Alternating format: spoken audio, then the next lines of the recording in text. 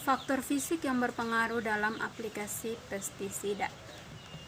Menurut Dejojo Sumarto 2008 adalah sebagai berikut. Yang pertama, gerakan udara. Gerakan udara dikenal sehari-hari adalah angin. Angin yang bertiup pelan sangat diperlukan pada saat aplikasi fungisida dan insektisida untuk membantu menyebarkan droplet semprot ke bagian-bagian yang sulit dijangkau langsung, misalnya bagian kanopi, daun, dan bagian bawah helaian daun. Yang kedua adalah presipitasi. Penyemprotan jangan dilakukan jika hari hujan atau diperkirakan akan hujan. Hal tersebut akan mengakibatkan pestisida tercuci sehingga efikasi tercuci dan pestisida yang tercuci akan menimbulkan pencemaran lingkungan. Yang ketiga, kelembaban udara. Sebagian besar wilayah Indonesia kelembaban udara umumnya tidak menjadi hambatan bagi aplikasi pestisida, terutama untuk penyemprotan di darat. Yang keempat, suhu udara. Suhu udara mempengaruhi gerakan udara ke atas dan penguapan. Ketika udara sangat panas dan tidak ada angin, udara cenderung bergerak ke atas sehingga droplet yang berukuran sangat halus berpotensi hilang sebagai drift. Kriteria waktu aplikasi insektisida. Dejojo Sumarto 2008 membagi dalam 4 kelompok waktu aplikasi insektisida. Yang pertama, aplikasi preventif adalah aplikasi insektisida yang dilakukan sebelum ada serangan hama dengan tujuan untuk melindungi tanaman. Yang kedua, aplikasi dengan sistem kalender. Waktu aplikasi dengan sistem kalender atau aplikasi berjadwal tetap banyak sekali dilakukan oleh petani. Waktu aplikasinya adalah seminggu sekali atau bahkan seminggu 2 kali tanpa melihat perkembangan populasi hama di pertanaman. Yang ketiga, aplikasi kuratif adalah aplikasi yang dilakukan sesudah ada serangan hama. Tujuan dari aplikasi kuratif adalah untuk mengurangi populasi hama.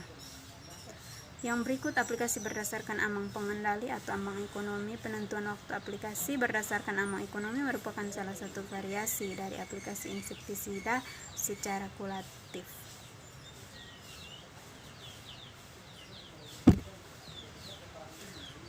Menurut Dejojo Sumarto 2008 membagi waktu aplikasi fungisida di dalam 3 kelompok. Yang pertama, aplikasi protektif. Aplikasi protektif adalah aplikasi yang dilakukan sebelum fungi patogen menginfeksi tanaman. Cara aplikasinya bermacam-macam. Yang pertama, perlakuan benih. Yang kedua, penaburan fungisida butiran di tanah. Yang ketiga, penyemprotan dengan fungisida kontak sebagai preventif. Yang kedua, aplikasi kuratif dan eradikatif. Dilakukan pada masa inkubasi fungi, yaitu saat antara terjadinya infeksi hingga timbulnya gejala penyakit. Apabila eradikatif dilakukan bila gejala sudah tampak jelas. Yang berikut, aplikasi berdasarkan ambang pengendali. Dalam PHT, beberapa penyakit tanaman telah ditetapkan ambang pengendalinya, misalnya penyakit busuk daun kentang. Menurut Dadang 2006, ada beberapa hal yang perlu diperhatikan dalam menentukan waktu aplikasi. Yang pertama, tahap perkembangan OPT. Sasaran, apakah hama sasaran berada pada tahap atau fase merusak. Yang kedua, tahap pertumbuhan tanaman. Ada fase tanaman yang sangat rentan terhadap satu hama. Apabila terjadi serangan pada saat tersebut akan menyebabkan kerugian. Yang ketiga, tahap perkembangan musuh alami. Apakah musuh alami berada pada tahap yang dapat membantu menekan populasi hama. Yang keempat, tingkat kerusakan. Yang kelima, cuaca. Keenam, organisme bukan sasaran. Ketujuh, interval sebelum panen. Ada beberapa komoditas tertentu yang mengharuskan aplikasi diberhentikan menjelang dilakukannya pemanenan. Evaluasi aplikasi pestisida dapat dilakukan dengan 2 cara. Yang pertama, evaluasi biologi merupakan pengukuran tingkat penurunan populasi jasad pengganggu sasaran atau kerusakan yang dapat ditimbulkan serta pengukuran terhadap hasil. Yang berikut, pengukuran fisik terhadap hasil semprotan berupa liputan coverage. Hasil semprot pada sasaran yang dapat berupa tanaman, serangga, gulma, ataupun sasaran buatan tertentu seperti kertas peka dan kaca slide.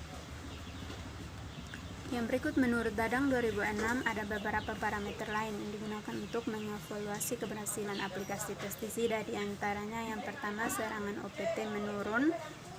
Ini dapat dilihat dan menurunnya luas serangan, intensitas serangan, dan populasi. Yang berikut, tidak adanya kerusakan pada tanaman baik pada daun maupun pada buah. Yang ketiga, keberadaan serangga penyerbuk dan musuh alami. Diharapkan aplikasi pestisida tidak menyebabkan menurunnya populasi serangga penyerbuk dan musuh alami. Yang keempat, residu pestisida pada produk baik buah maupun daun. Sekian dan terima kasih.